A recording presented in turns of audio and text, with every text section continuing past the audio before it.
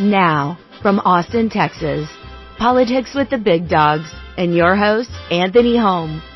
Hello, hello, hello. This is Anthony Holm, and you're listening to Politics with the Big Dogs.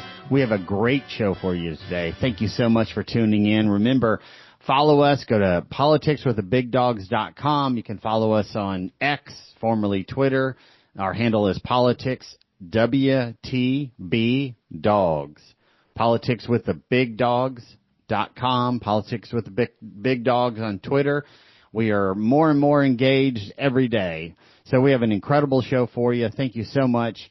We are going to talk about capitalism and specifically Bernie Sanders, AOC's, the radical left's attack on capitalism. And they do it one of two ways. One, they fault capitalism for all of the wrongs. And two, they promote socialism. Straight up. Socialist state. Here's what they're failing to do, folks. They're failing to recognize that capitalism has brought more people out of poverty than any other social system known in the history of humanity, period. Not just the United States. Obviously, we're the world's leader and history's leader. But all other nations that have embraced it have said, hey, we want some form of private property rights, individual rights. We want a capitalistic system. Have just screamed with prosperity. So people have food on the table. People have jobs.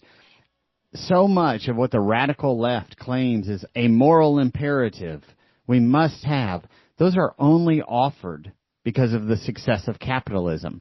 The true moral imperative is protecting the market system, protecting capitalism, a foundational bedrock. Christianity, capitalism, democracy, one man, one right, all individuals being equal. These are the fundamental tenets of America, the bright shining light on the top of the hill of history for the rest of the world.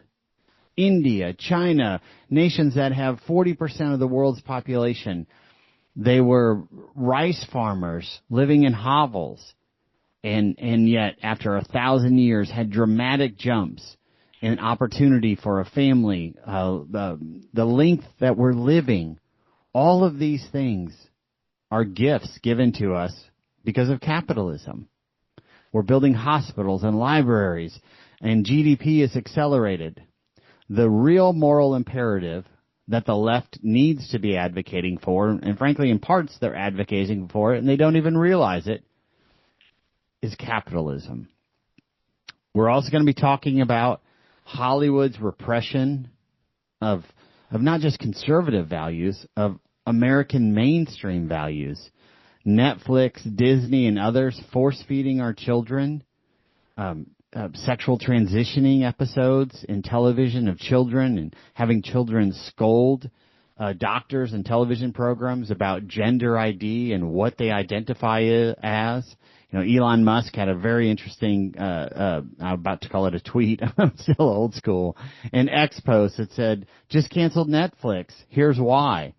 The oppression of liberty, fundamental tenets and values of America, faith, and the advocacy of trying to twist the minds of our children through the public school system and through Hollywood, which now includes social media, is shocking and just devastating to our families, to our faith, to our children in particular.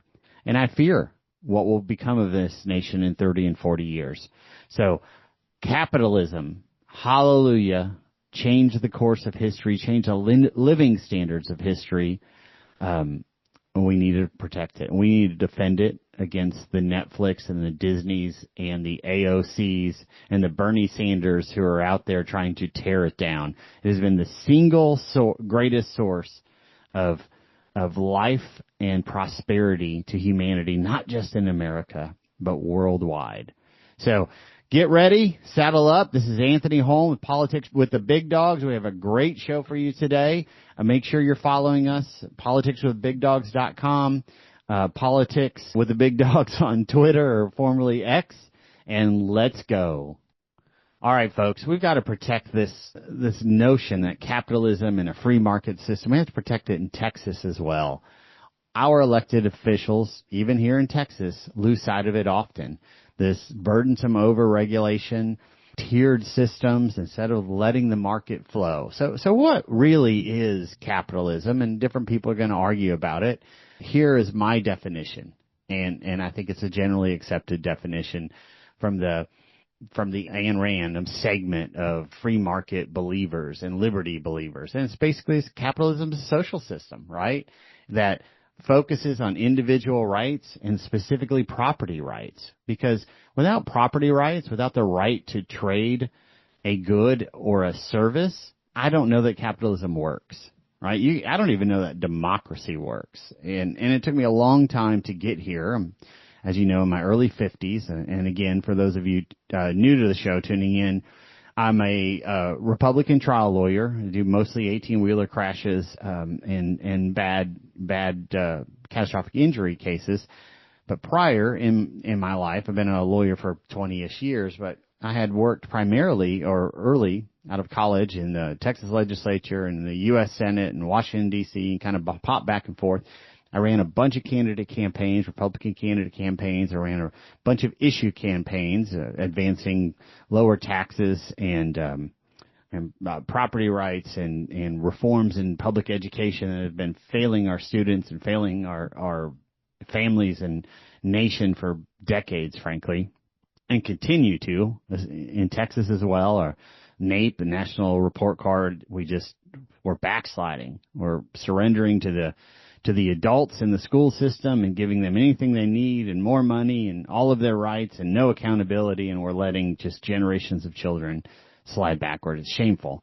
But my background is advocating for liberty, advocating for opportunity through candidates and through issues. And I wrote a book, 15-ish years ago, 52 Reasons Not to Vote for Obama, and talking head all over Fox and conservative TV and yada, yada. But as I learn more in life and parent and have time to reflect, I am believing that even greater than democracy, the individual property right, the ability to own chickens, taking it back to the rural setting and to sell a chicken and to sell the eggs as opposed to the crown owning all the chickens or the ducks or the fish in the streams. That is the basis of capitalism. And perhaps our most important right. If government allowed us all to vote but not own property, would we really have democracy? But if we own property and we could transact in property, be it chickens or land or any timber, anything else fundamental, then we could even overcome socialism. Perhaps property rights are the single greatest mandated and needed liberty in a society, just period, for a society that seeks freedom, a society that seeks liberty.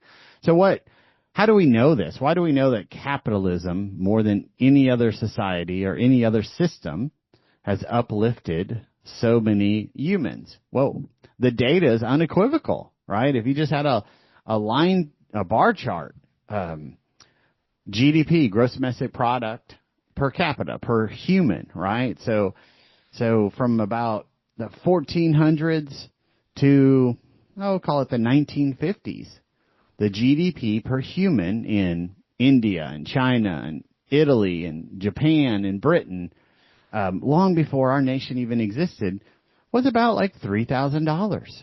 And as nations started embracing the mercantile system or capitalism or free market system, a little bit after the 1800s, it just started skyrocketing, led by Britain, led by Japan a year later, led by Italy.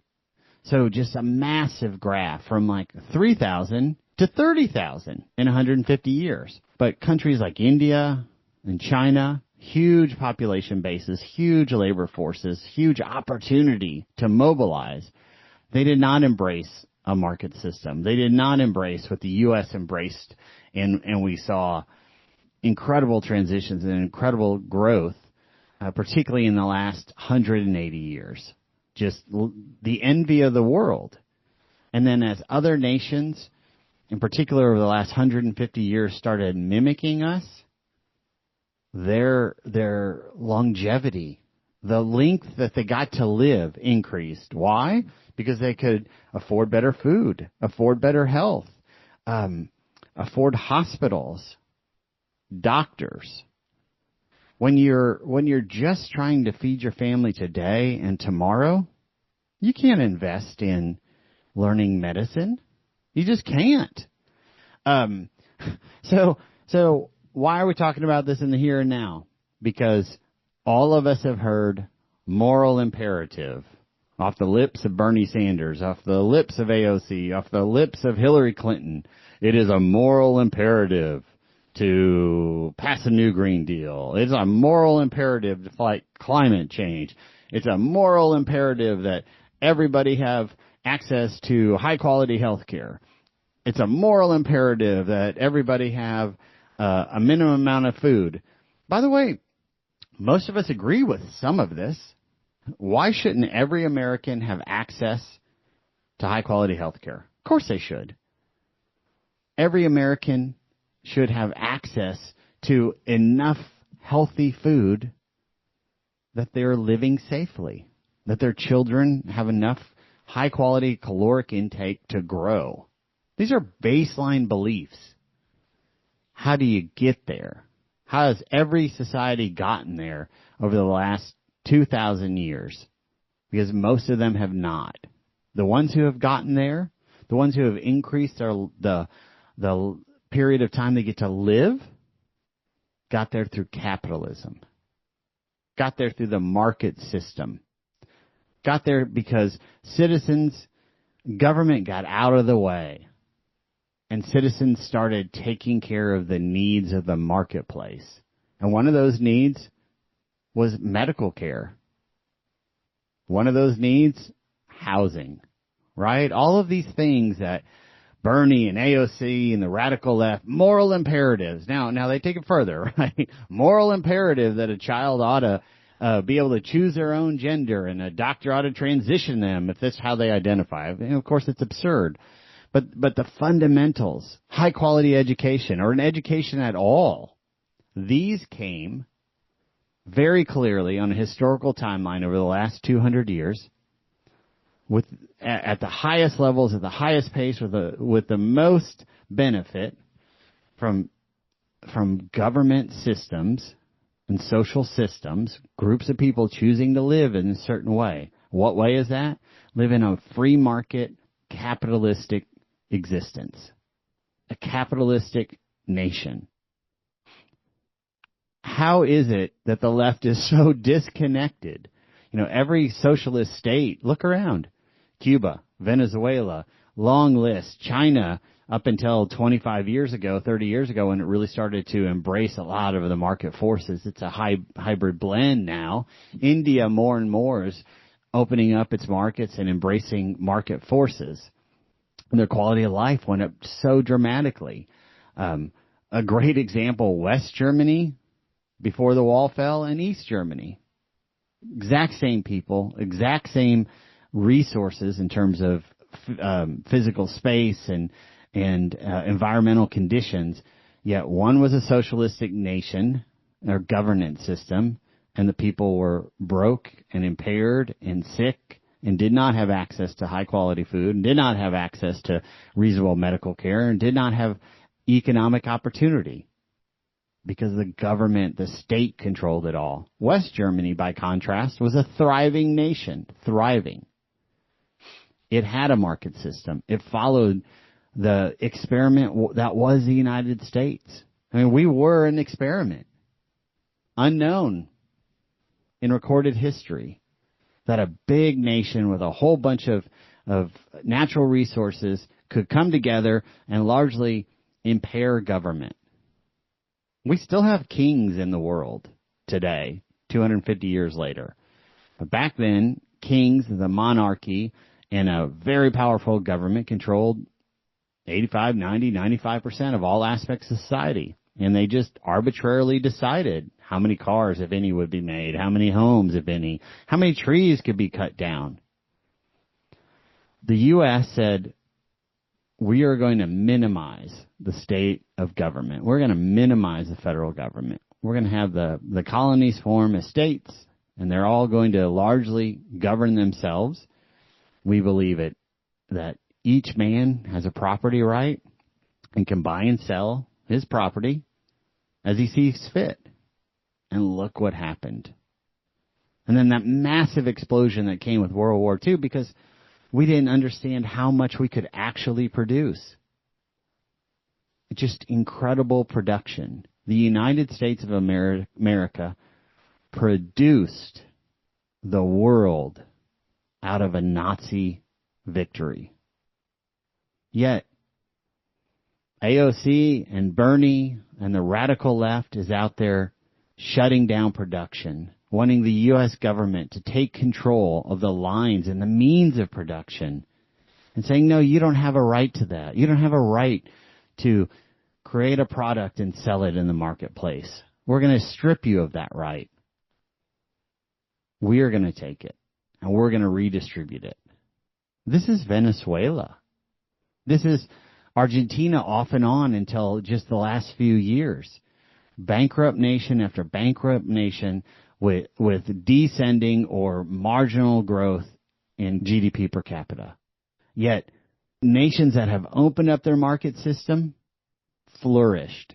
5x, 5,000x multiples in wealth and growth and opportunity. And when you have wealth and growth and opportunity for the citizenry, you can invest in things like better hospitals and libraries and things that you and I take for granted. Just straight up take for granted. And now, AOC and Bernie and the radical left, and in part, using the weaponry of professors and teachers in America, are reconditioning, or frankly just conditioning our youth that capitalism and free market systems are bad and the cause of harm. These people don't know what harm is. Look around the world. Most of the world is in very, very difficult situations. We take so much for granted in this nation, and I fear, frankly, we are now taking and have been taking capitalism and a market system for granted. Forgot what it brought to us as a people, us as a nation, frankly, us as humanity on the timeline of recorded history. I mean, it's just shocking what private property, the right of private property, was such a foreign concept and notion 250 years ago, that everybody shall have the right to sell their property unencumbered by the government to the highest bidder, or even own property. Just shocking. Now, Columbia University and their professors and Harvard and Penn and but it's not just in the Ivy elites, it's throughout public education, both at the four-year universities and certainly in high schools we're seeing it. This indoctrination that, all of these things that we have, no, they're bad, number one, and number two, they're not a result of capitalism and the market system. I believe Americans, particularly under the age of 40 in America today, think, well, everybody has these things. We all have these big houses. We all have cars. We all have subways. We all have access to food. We can all go to the emergency room, even if we don't have health insurance. We can show up at a county hospital and somebody else is going to pay for it. We're going to get really good care. Well, no. Look at India. Look at China. Look at Venezuela. Look at Guyana. Look at Argentina up until the last couple of years, and they still have incredible inflation that wonderful, wonderful president is trying to handle. But it's 50 years of hyperinflation. It's 50 years of bankruptcy. Europe, Western Europe at least, has fallen down this rabbit's hole to some extent. They are surrendering their productivity. They're surrendering their market systems and more becoming socialists. Immigration goes along with this. Oh, free for everybody. Just come on. Everyone should have these rights. And I don't know who pays for them. Government pays for them. Don't worry about it. Come on over. Come on in. You don't speak our language? Don't worry about it. You're going to attack people who are Christians? Don't worry about it. Come on over. Use our social services. We are just, as a government, a federal government, issuing more and more debt and stripping capitalism of what brought us here, stripping the market system and impairing it from giving us the gifts that it has. The last 200 years have just been gifts of economic growth, the envy of the world and the envy of history, guys, of history. We have clean water. We don't have to worry about it. It's unheard of. We have great highway systems. They're old, but they're everywhere, and they're safe. Water and roads, these are things that, Costa Rica doesn't have, Panama doesn't have. And those two nations are evolved and better off than most of them. Look around Southeast Asia. Look around Mongolia, where huge swaths of people live and how they're living. Yet some of the best-known advocates in America are attacking capitalism, are attacking the market system. New York City is about to elect a mayor who is going to take the private property called food, right? Grocery stores shall be run, no longer in the private system, run by the government. How frightening is this? A, that it's happening. B, that it's happening in the heart of finance and economic opportunity of the world, New York City. Third, that it's our largest urban center. And what's this radical socialist, who I believe is also Muslim as well, what is he doing to the people there? He's going to take control of the food supply, because the distribution centers of food are grocery stores. They're supermarkets. Oh no, we're not going to have private supermarkets anymore. We're going to have city-owned and or city-run supermarkets so that we can control the cost of food. How's that going to go over with the folks trying to sell you the food? They'll just go sell it somewhere else. If I'm growing apples in upstate New York and Manhattan says, oh no, we're New York City, we're going to give you 30 cents on the dollar for each apple. I'm going to ship it to Michigan, Iowa, Tennessee. Hey, ship it over here to Texas. I'll pay you 45 cents on the apple and still make a lot of money. That's the market system. Yet it's being not just attacked, but impaired by the radical left. And at some point, we're going to have to stop calling the radical left when it's a third of the people. I don't know that it's radical. I view it as radical belief system. But when you have that large, such a big segment of the population, maybe it's the mainstream left. We might have to come up with another label. So, Anthony Holm, you're listening to Politics with the Big Dogs.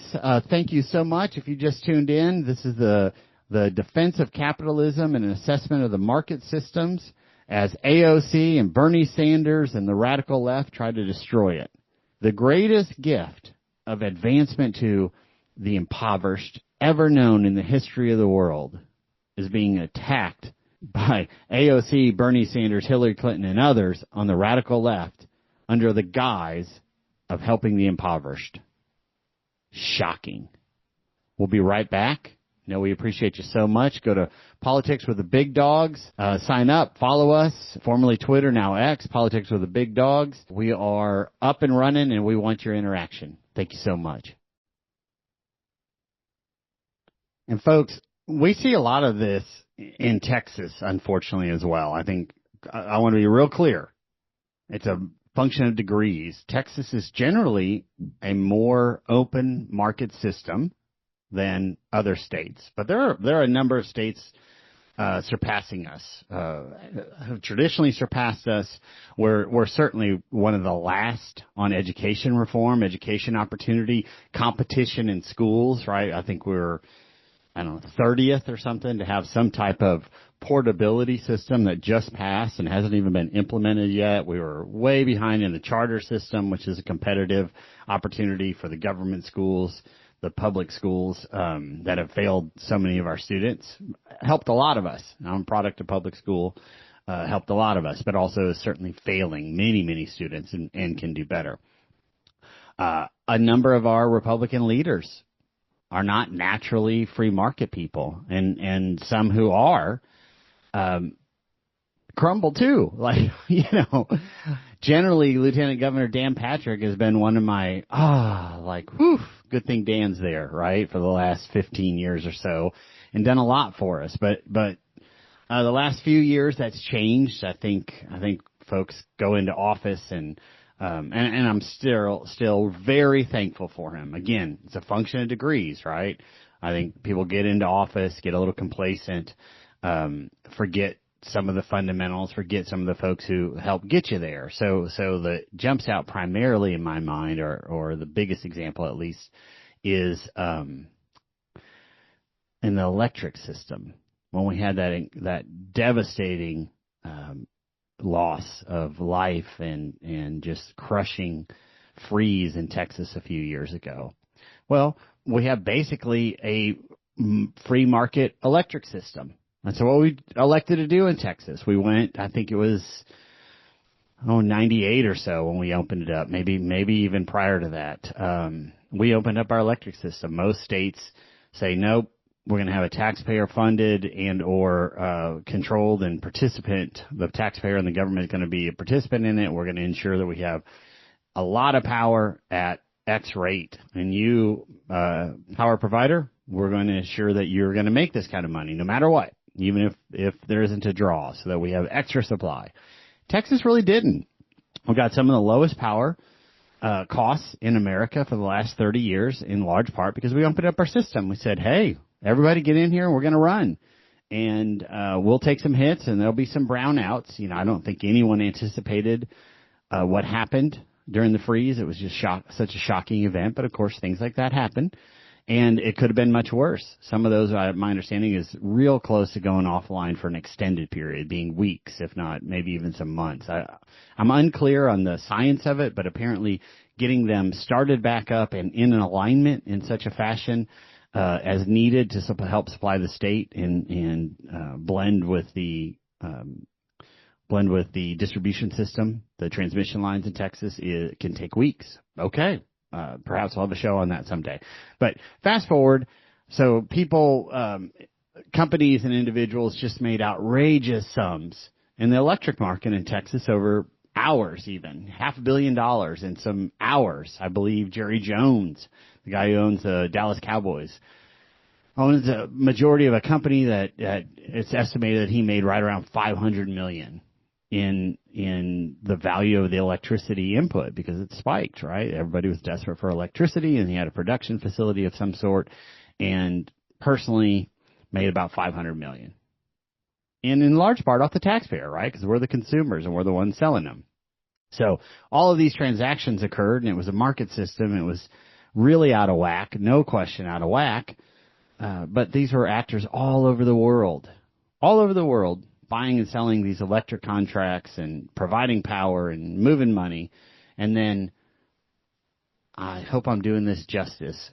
So I'm going from memory, but as I recall, Dan Patrick entered the public square and said, nope, we're going to try to claw back all those funds and all those contracts because the taxpayer is being fleeced. Well, the last half of it, I think, is probably true. Taxpayers being fleeced. We were being fleeced, not because necessarily somebody did something wrong, as I understand it, but because we set up a system. We being the government, the state government of Texas, set up a system to say, hey, we want really low power, and we're willing to take this risk. I'm not happy about it.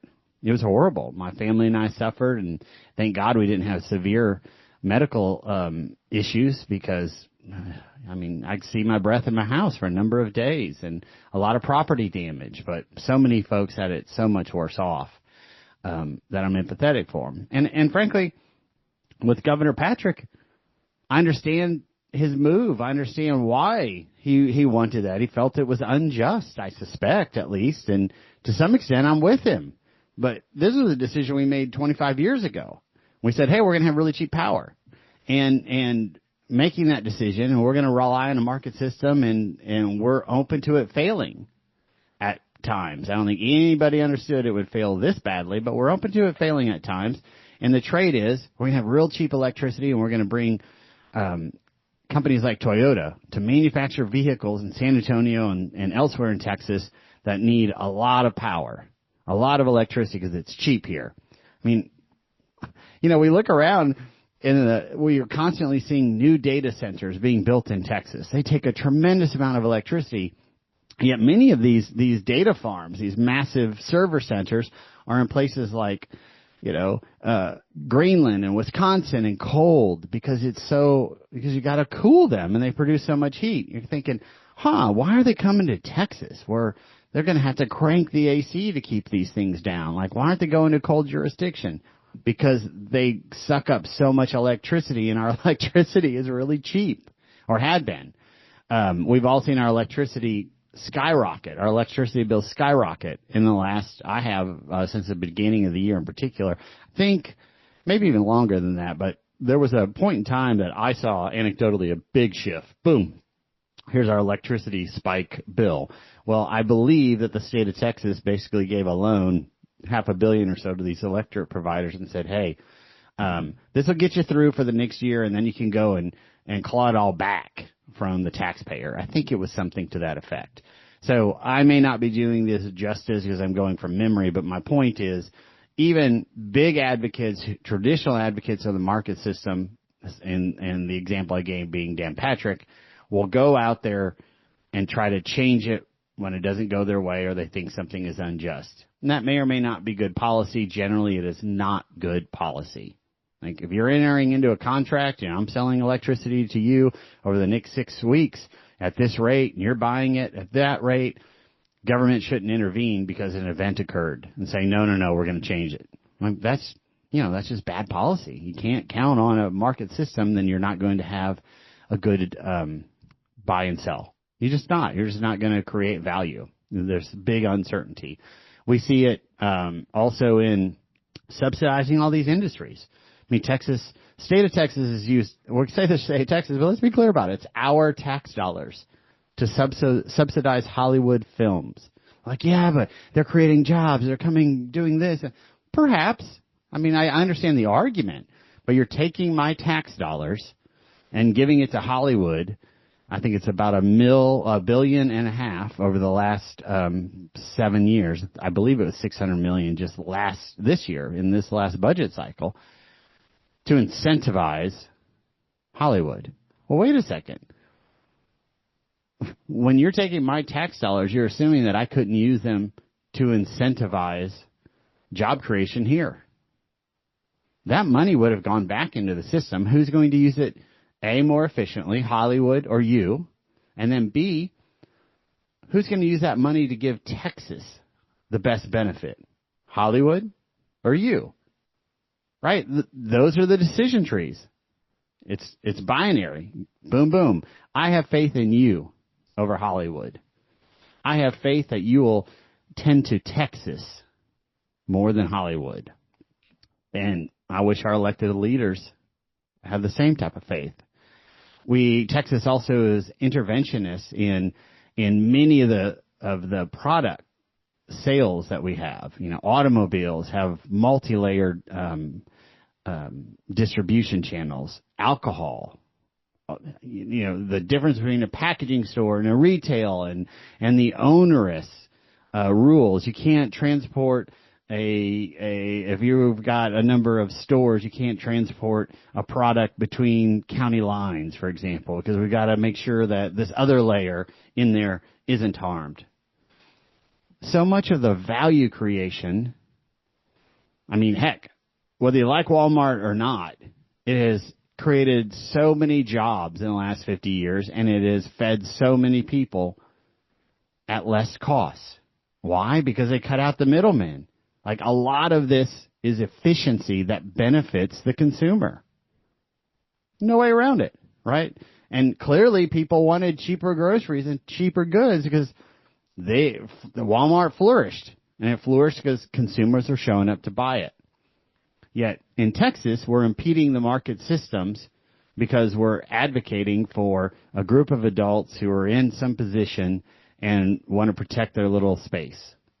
This multi-layered tiered system we have in alcohol and beer and I believe other goods in there. I'm virtually certain we have them in the automobile industry.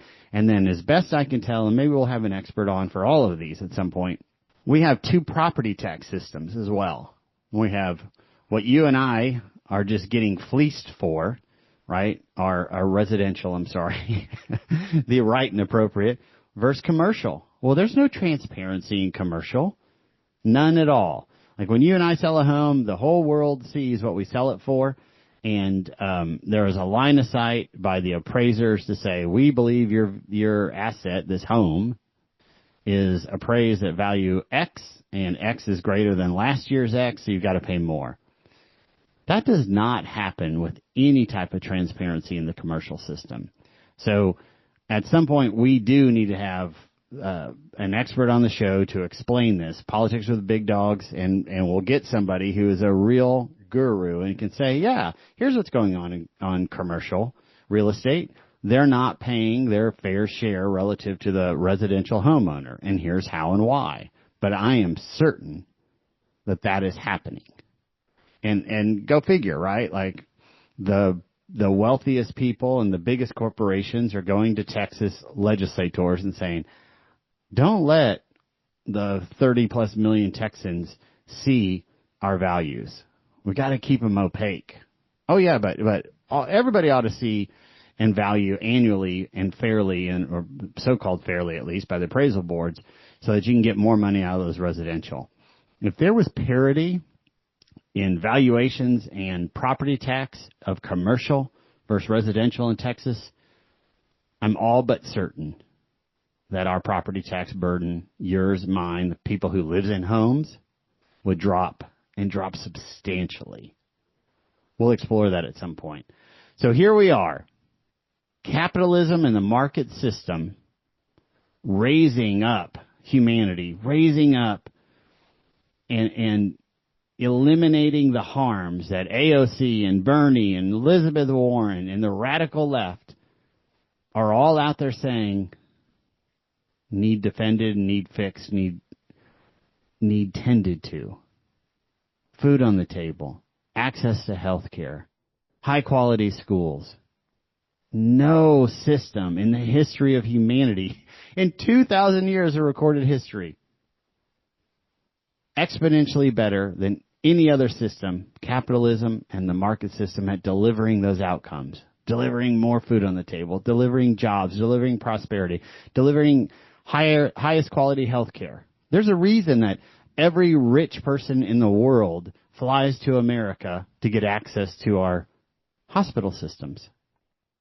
I mean, there's a reason that the best and the brightest from around the world try to go to our universities. Like all of these systems were created through the capitalist system, through the market system, through the belief of private property, which is now being advocated against. And what I was going to say was being advocated by the Mandamis of the world and the socialists of the world to take control of, to so-called fix it. I mean, when they're trying to take control of the supermarkets, which is what this fella running for mayor of New York City is almost certainly going to win, what he's running on is controlling your food supply. It's incredibly terrifying to me, but it's just so inefficient. We've seen it fail. We've seen it fail in Russia and Venezuela and the entire Eastern Bloc, for those of us who remember the 80s. We see it fail in Cuba, and it's just shocking. They say, here are the harms, societal harms, the moral imperatives that we're here to fix, and we're going to destroy the system that increased it more and increased those benefits more than any other system known to the history of humanity. Shocking. We as thoughtful humans, as parents and as grandparents who want to protect our children and the legacy of America and the freedom of America, we need to speak about this. And we need to engage Texans. Just because we have 30 years of Republican control in the legislature here in Texas doesn't mean that we're going to have free market systems. In fact, I half wonder if we, folks who want lower property taxes and believe in values, couldn't benefit from a stronger Democratic Party in Texas to at least call out our people, our elected officials, and say, hey, you had a massive surplus and you didn't do anything material to reduce our property taxes. Like, It's the Democratic Party in Texas is just in raw shambles. So it doesn't have the ability to go out and communicate that. But it's a true statement.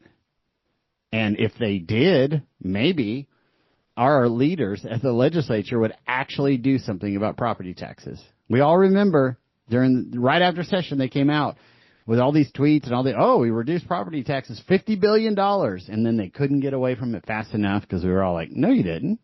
It's a math thing. It's math. It's real easy to prove.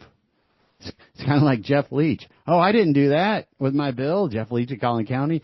I didn't try to end automatic admission of a truck driver who can't read or speak English. That executive order that Trump put out and said you got to mandate it all, and it's a safety feature for 18-wheeler drivers. They have to read and speak English.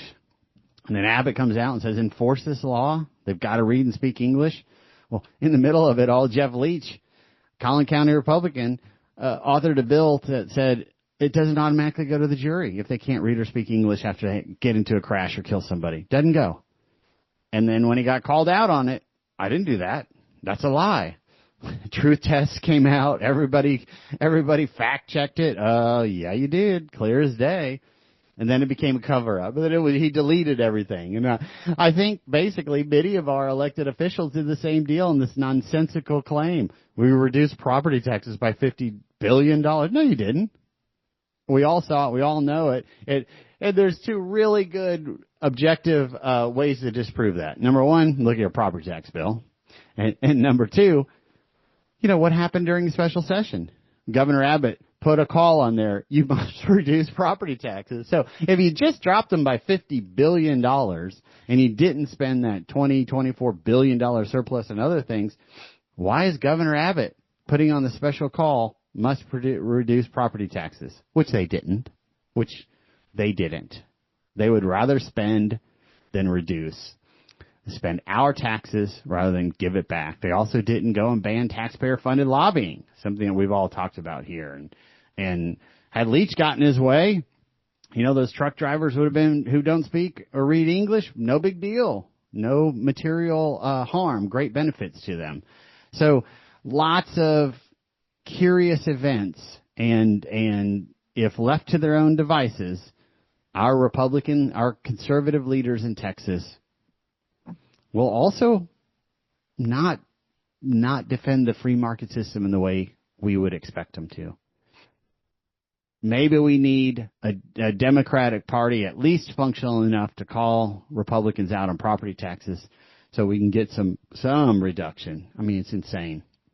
I know all of you are feeling the same. I get a lot of comments about it. I've got a lot of calls about it from our listeners, and please keep them up. Please go to politicswiththebigdogs.com, register, sign up, follow us on Facebook, follow us on Twitter, politicswiththebigdog.com. I keep calling it Twitter. It's X now, and hallelujah to Elon Musk for buying that and allowing free debate again on that platform.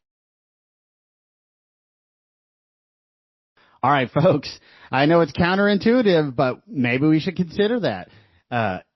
Is it beneficial to conservative outcomes, to smaller government, to lower property taxes, for the Democratic Party to be moderately better organized than they are, right? So we've talked about it many times on this show. The Democratic Party in Texas is just in shambles. I think rightly so because of their messaging and what they're advocating for. These attack on children and binary and no genders and bathrooms, and just they're so out there on the fringes of social issues that they can't be taken seriously.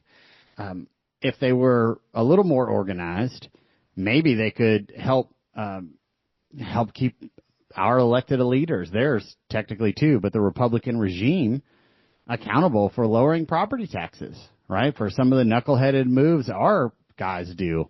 It is shocking to me that we had $24 billion surplus. I think that was the number, but north of 20 billion with a B.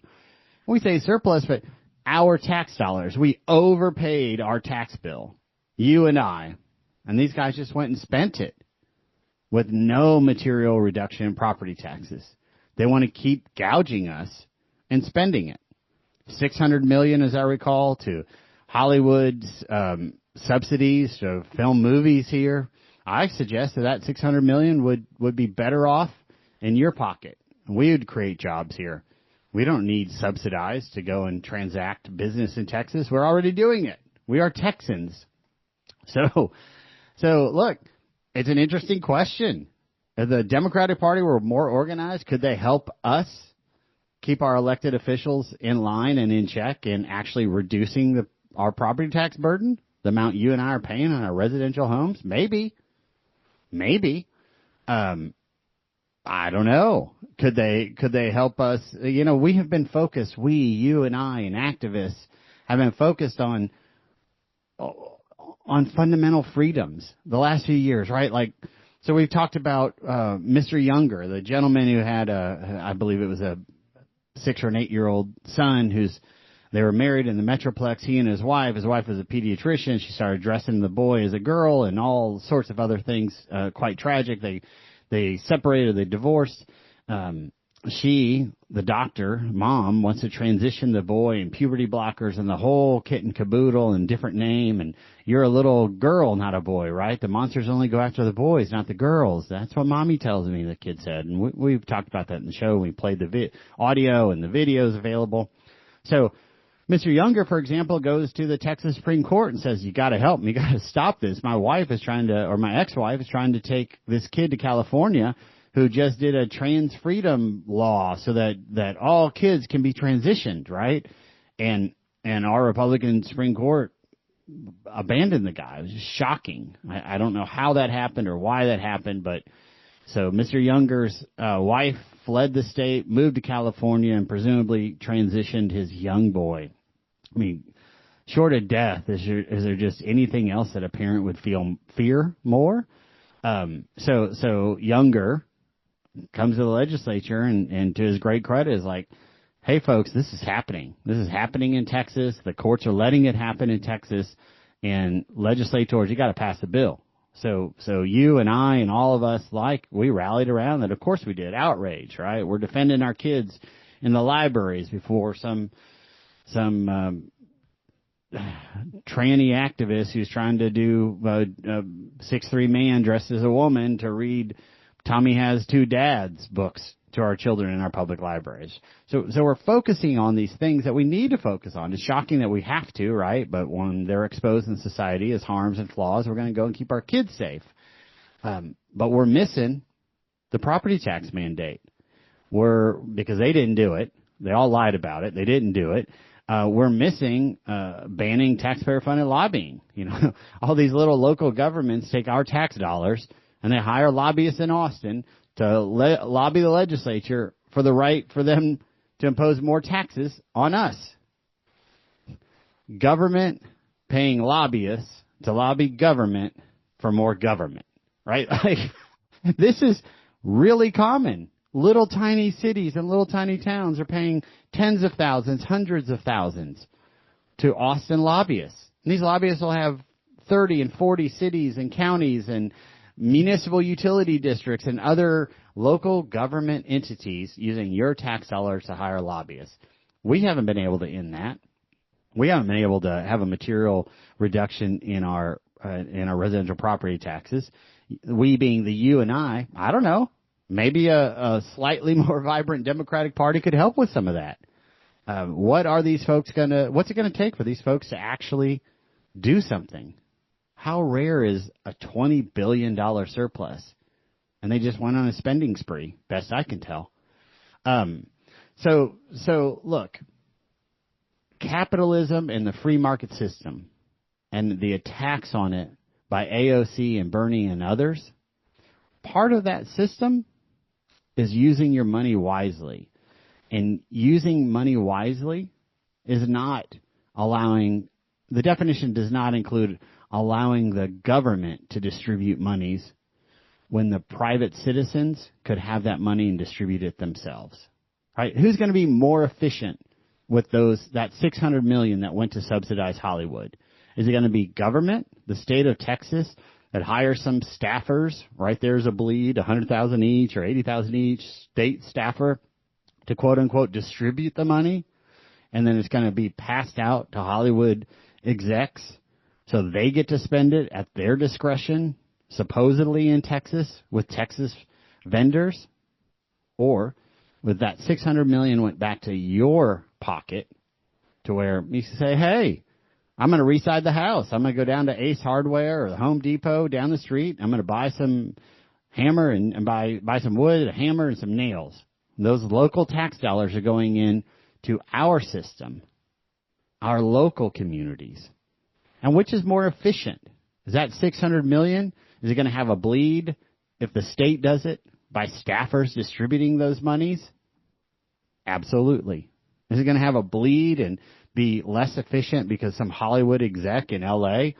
who's advocating transition, gender mutilation and childhood transition in their scripts against our values, right?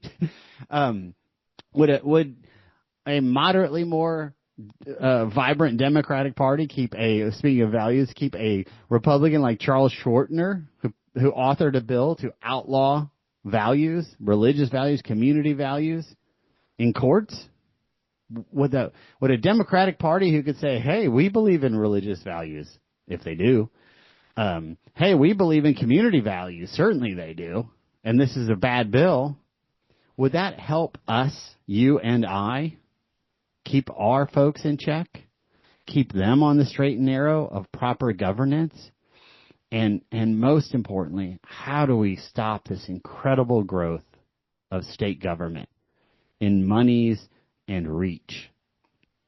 They being the legislature and all of the agencies are more and more trying to control industries, trying to impact industries, trying to pick winners and losers, which means whoever donates a private jet to the elected official or who is their buddy or some company is litigating and knows, an elected official who can help them or knows a judge or can get a new judge appointed. How do we get control of our government back and put it on the straight and narrow?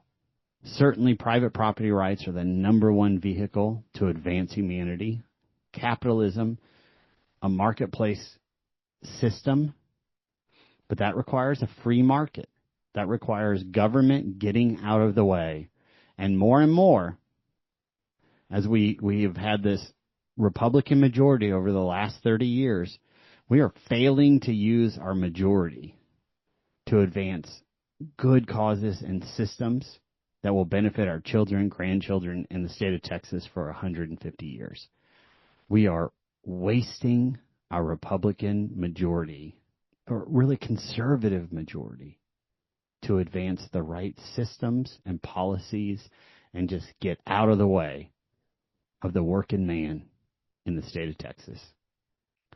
Thank you so much. Thank you for listening. Join us at politicswiththebigdogs.com. Follow us on X, politicswiththebigdogs.com, Facebook, Instagram, all of them. I'm less active, but folks on my team are on it. Please join us. Please follow us. Please sign up, and please keep fighting for Texas. Thank you so much for listening. God bless you, and God bless the great state of Texas.